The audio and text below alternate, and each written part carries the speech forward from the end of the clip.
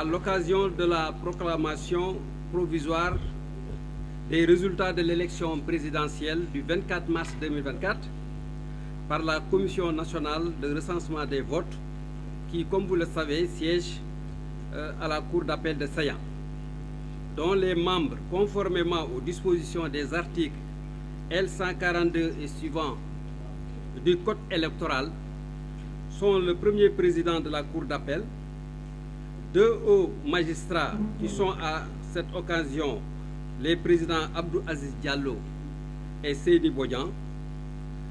Cette commission aussi, parce qu'il est bon aussi de le préciser, comporte un représentant de la Sénat. À l'occurrence, dans le cadre de nos travaux, la Sénat a été représentée par l'ambassadeur Léopold Wade, que nous saluons, et les représentants des candidats ou coalitions de candidats. Donc, je vais, pour des besoins de partage, vous lire, vous énumérer les noms.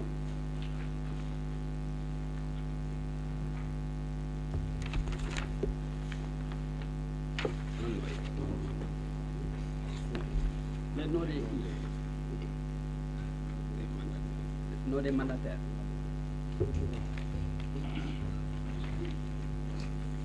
Donc, je vais vous lire les noms des mandataires.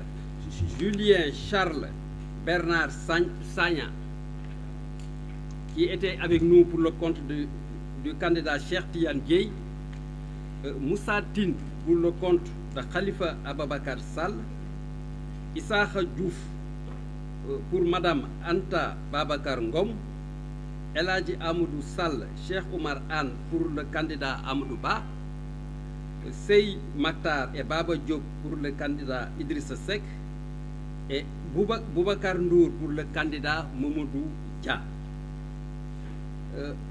Penda Dieng aussi était avec nous pour le compte du candidat Pape Djibril Fall, Hassan Diagne pour le compte du candidat Ali Ngouille Ndiaye, Mas Papa Gueye qui était là avec nous pour le compte de Eladji Mamadou Diao, et Amadou Ba qui représentait Bassirou Diomaye Faye.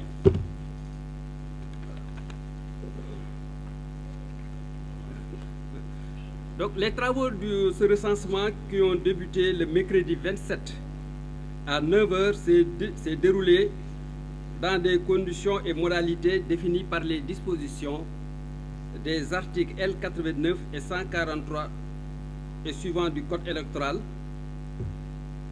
et dans un climat d'inclusivité et de normes élevées de responsabilité professionnelle.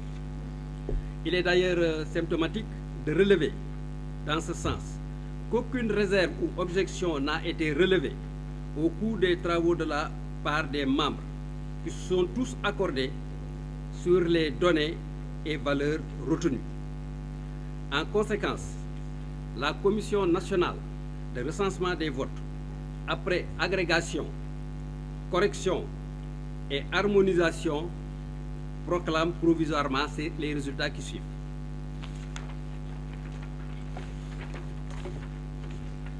Nombre d'électeurs inscrits: 7 371 890. Nombre de votants: 4 519 253. Nombre d'enveloppes trouvées dans les urnes: 4 519 253. Nombre de bulletins nuls: 33 991. Nombre de suffrages valablement exprimés: 4 485 165. Voilà. Le taux de participation a été arrêté à 61,30%. En conséquence, les suffrages ont été répartis ainsi que suit. Boubacar Camara, 23 359, soit 0,52%. Cheikh Tidiane Dièye a obtenu 15 160 12 voix, soit 0,34%. Déthié Fall, 15 836 000 voix, soit 0,35%. Daouda Ndiaye a obtenu 15 895 voix, soit 0,35%. Habib Sy a obtenu 3 206 voix, soit 0,07%. Khalifa Ababakar Sall, 69 760 voix, soit 1,56%. Anta Babacar Ngom a obtenu, pour ce qui la concerne, 15 457 voix, soit 0,34%. Amadou Ba, 1 605 086 voix, soit 35,79% du suffrage exprimé. Idrissa Seck, 40 286 voix, soit 0,90%. Aliou Mamadou Dia, 125 690 000 voix, soit 2,80%. Serigne Mboup, 16 049 voix, soit 0,36%.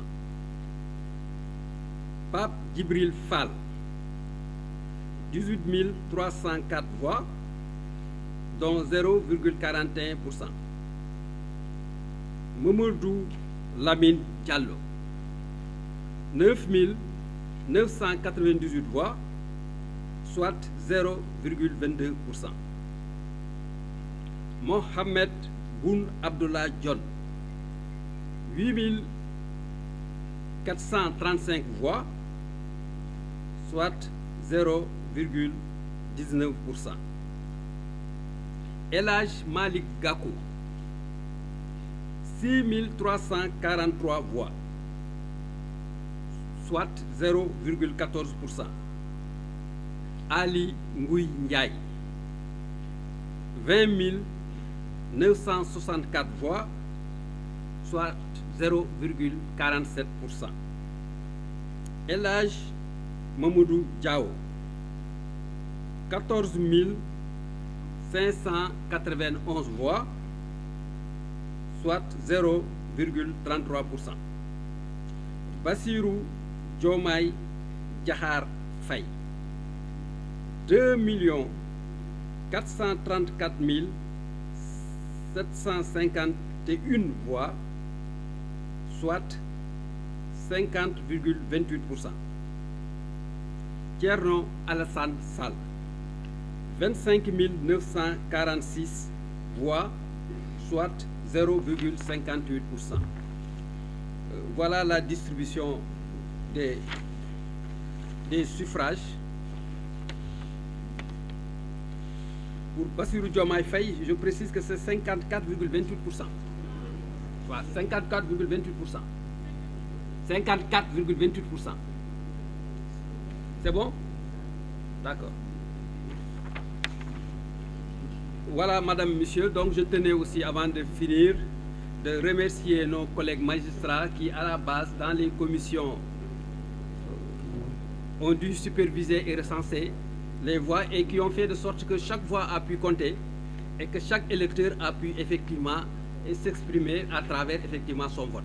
Nous tenons donc vraiment à les remercier pour cet esprit de performance et ce sens du don de soi dont ils ont fait preuve et qui nous ont garanti des résultats sincères et une élection sincère et transparente.